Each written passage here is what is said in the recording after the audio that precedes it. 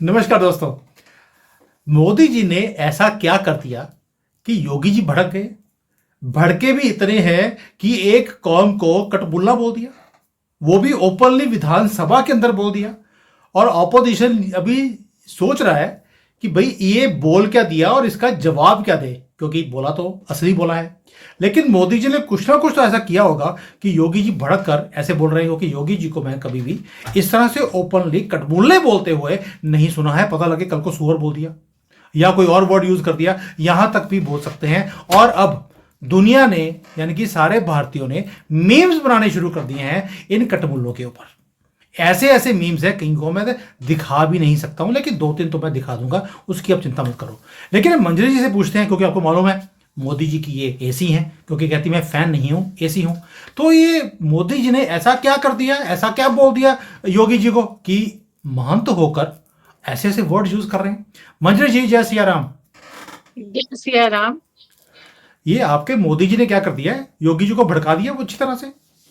नहीं, बस ये कहा है कि तुम्हें पूरी छूट है, तुम सत्य का साथ दो। उन्होंने कह दिया कठमुल्लू सत्य है। देखिए, वो तो महंत है।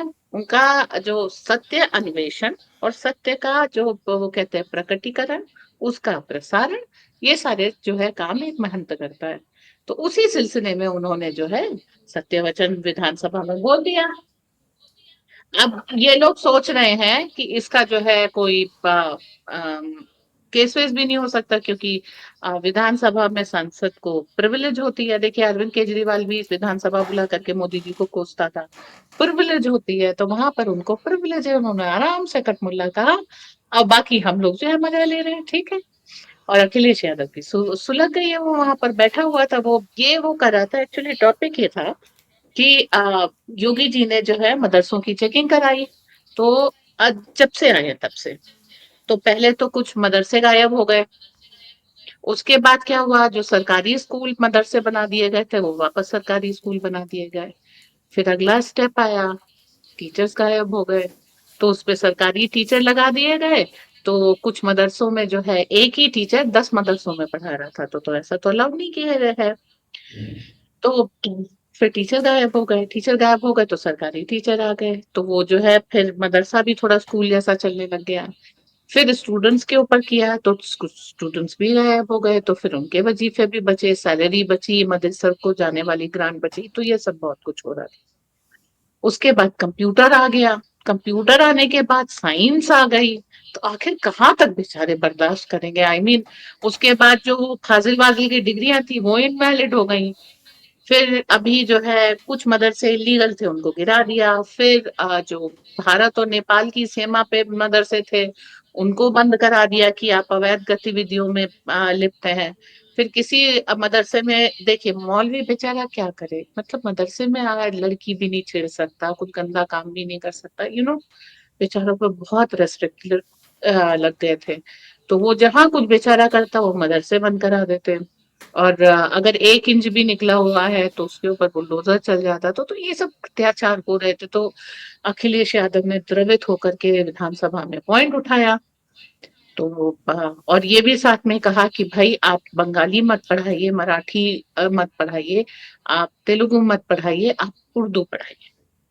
जब वो इस लेवल पे आया तब योगी जी भड़क गए। उन्होंने कहा तुम अपने बच्चों को तो खुद पढ़ के आए हो ऑस्ट्रेलिया से, अपने बच्चों को पढ़ाते हो इंग्लिश, और दुनिया को पढ़वाना चाहते हो उर्दू। वो क्या करेगा, कठमुल्ला बनेगा? हो गया।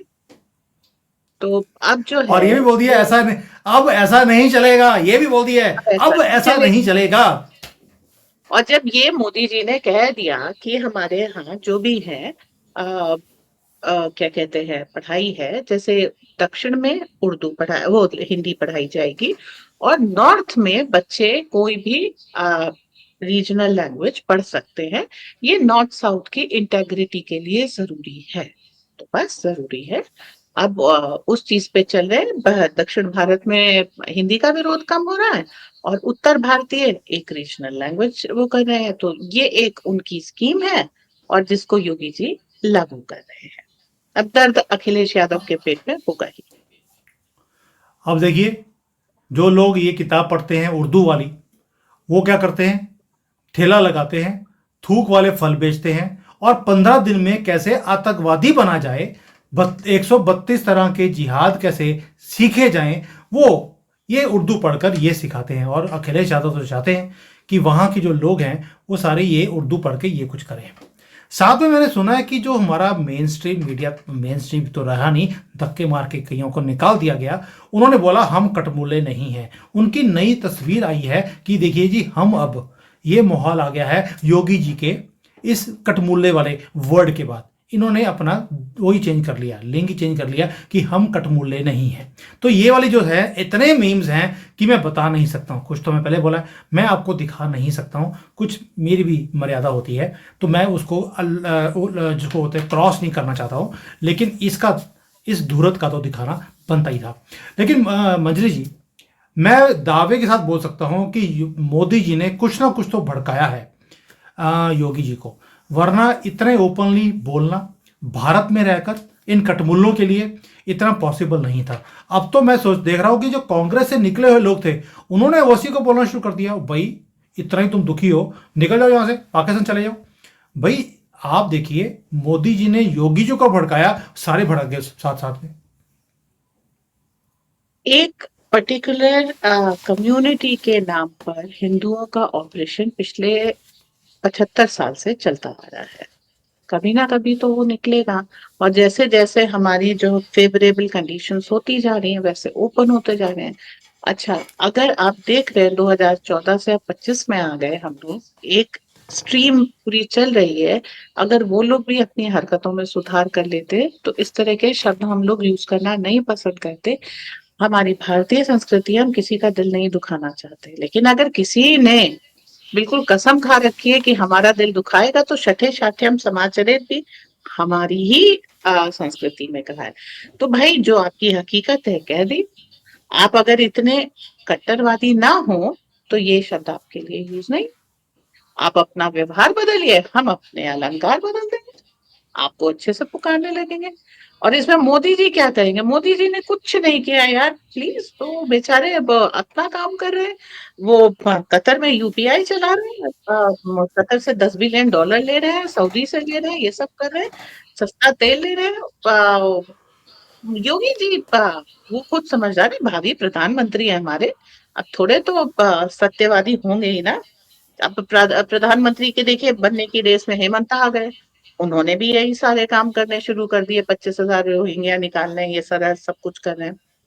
फिर फडणवीस बाबा ने भी कह दिया कि हम भी अब प्रधानमंत्री बनने की रेस में आ जाते, तो उन्होंने 1 घंटा कम करने से मना कर दिया, लाउड स्पीकर के ऊपर लगा दिया कि आप तेज नहीं बजा सकते, ये नहीं कर सकते, वो नहीं कर सकते।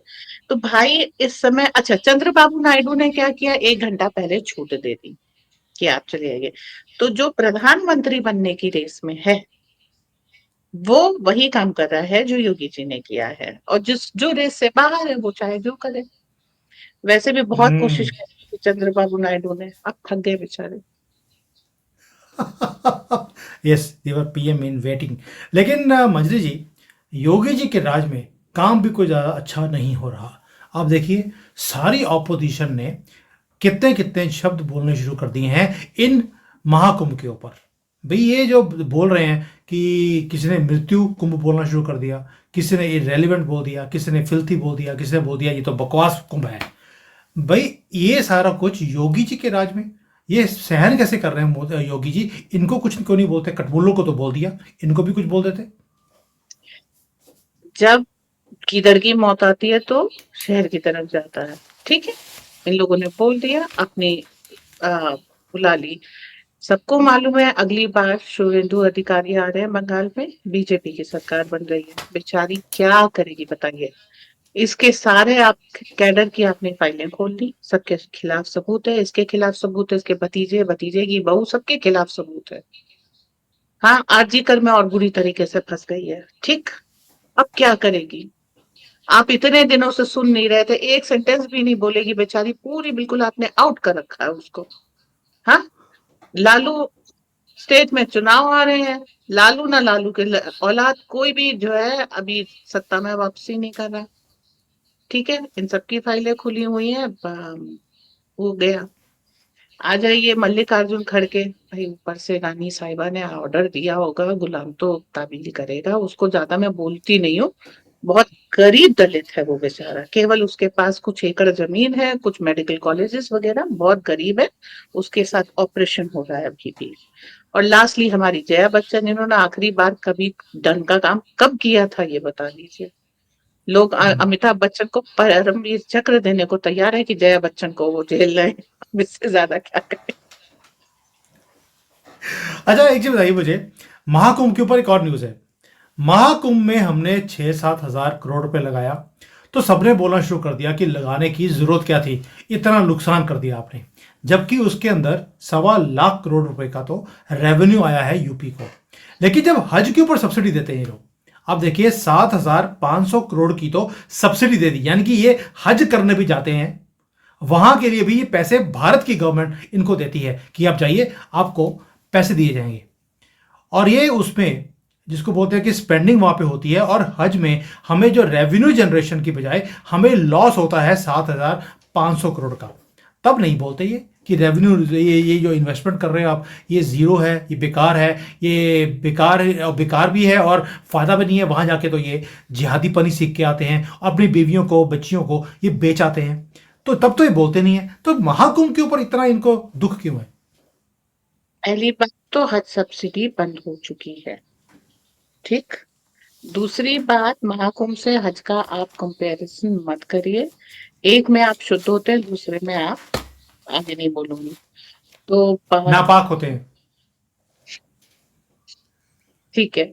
तो अब यहाँ पर ये आ जाता है कि महाकुंभ वगैरह में देखिए, लिबरल्स को हिंदू धर्म नहीं चाहिए, ठीक है। तो वो इसलिए बोलते हैं कोई फर्क नहीं पड़ता, हमारे जितने मंदिर बने प्रसाद परियोजना के अंतर्गत, जितना भी काम हुआ हिंदू धर्म के लिए, कई कई गुना वापस मिला है। राम मंदिर पहले तो बनी जनता के धन से रहा था, उतने से ज्यादा वापस हो गया। जितना हमने काशी विश्वनाथ के कॉरिडोर में लगाया उससे ज्यादा वापस हो गया। तो ये एक प्रकृति है, महाकुंभ में भी ऐसा है, और ये अंडर एस्टिमेटेड फिगर है। मैं ये जानती हूँ, इतना ज्यादा देखिए, अब हर फ्लाइट के टिकट 10-10 गुने हो गए हैं। आप एक कमरा मैंने देखा था 55,000 रुपए पर नाइट। आप सोच रहे हैं खाली 1 ही लाख, 1.5 लाख होगा? नहीं, बहुत ज्यादा है। और वहां पर जो है सब, अब इंसान आया है तो उसे रुकना भी होगा, उसे खाना भी होगा, उसको रिक्शा वाले को लोग पकड़ रहे हैं और बोली लग रही है रिक्शा की, 1,000 दूंगा, 500 का, अरे इसको छोड़ो, मैं 1,000 दूंगा, चल। आपको लग रहा है खाली 1 ही लाख करोड़ होगा? मतलब इस तरीके से है। मुझे टैक्सी चाहिए थी, उसने 200 किलोमीटर के 50,000 रुपए मांगे। मैंने, क्षमा करो भैया, मैं वापस जाकर फ्लाइट ले लूंगी, मुझे टैक्सी नहीं चाहिए। इस तरीके से तो जो के मुंह में जो आ रहा है, 200 रुपए देख करके तो लोग मुंह बिचका लेते, 500 की पत्ती से नीचे देखना नहीं चाहते। ये हाल है। तो आप नहीं मंजरी जी, जो सीन्स मैं देखता हूँ महाकुंभ के, मैं जो गर्व होता है, और मैं अब आपको बता भी रहा हूँ कि मार्च के महीने में मैं आ रहा हूँ भारत में, सिर्फ इसलिए कि अपने पेरेंट्स को, क्योंकि उसके बाद उन्होंने इंग्लैंड चले जाना है 6 महीने के लिए, तो मैं उनको महाकुंभ और उनको अयोध्या जी जो है उनके दर्शन करवाने के लिए मैं सिर्फ 1-2 हफ्ते के लिए आ रहा हूँ, ओनली फॉर दिस थिंग। मुझे मालूम है कि महाकुंभ का टाइम निकल चुका होगा, but I still want to come and take them on this Triveni journey, the Triveni ही स्पिरिचुअल। रहेगी। कुंभ निकल चुके होगा, लेकिन त्रिवेणी त्रिवेणी ही रहेगी। यस। खैर, इस समय 60 करोड़ लोग डुबकी लगा चुके हैं, करीब 55 करोड़ लोग। और बाकी में जो है 15 करोड़ तो लगा ही जाएंगे, जिस रेट से लोग आ रहे हैं। जो मैं देख रही हूँ वो ये है कि जो लोग आ रहे हैं वो अपना आध्यात्मिक अनुभव दूसरों को बना रहे हैं, 10 और तैयार हो जा रहे हैं। आपका मतलब सब। अनुभव सुनने के बाद ही मैंने अपने पेरेंट्स से बात करी, and I decided that I will also come. मेरे पास टाइम नहीं था पहले, नहीं तो मैं पहले आया था। और मुझे मार्च में, मार्च के मिडल में जाकर मुझे टाइम मिल रहा है, and I have already decided to come, and मेरी टिकट्स बुक हो गई हैं, and I will let you know when I am coming. और अगर हम लोग मिल पाएंगे, एंड और भी को जो भी मुझे मिलना चाहते हैं, please let me know, and I will be happy to meet all of you, and share some experiences in person. But आज मुद्दा यह था कि मोदी जी ने योगी जी को तो कुछ ना कुछ तो हरकत करी है, जिसके कारण योगी जी भड़के, कटमुल्ले बोल दिया। और जैसे जैसे मीम्स हम देखते जा रहे हैं, भाई मजा आ गया देखकर। आपके पास भी कोई मीम्स हो प्लीज हमारे साथ शेयर कीजिए। मेरा टेलीग्राम का अकाउंट है, नीचे दिया हुआ है, आप जा सकते हैं। मंजरी जी वहां पर जुड़ी हुई हैं। We can also talk to each other. We are very active on Telegram. You can just come over, you can talk to us, you can share your views, and I am always open for new suggestions. But आज मजा आ गया योगी जी का ये रूप देखकर। And I hope कि हमारी सारी मंत्री जितने भी हैं, इंक्लूडिंग अस, हम भी ये लैंग्वेज इनके मुंह के ऊपर बोलना शुरू करें, तभी ये यहां से उल्टे पैर भागेंगे नापाक कंट्रीज में। Thank you. जय सिया राम। जय सिया राम।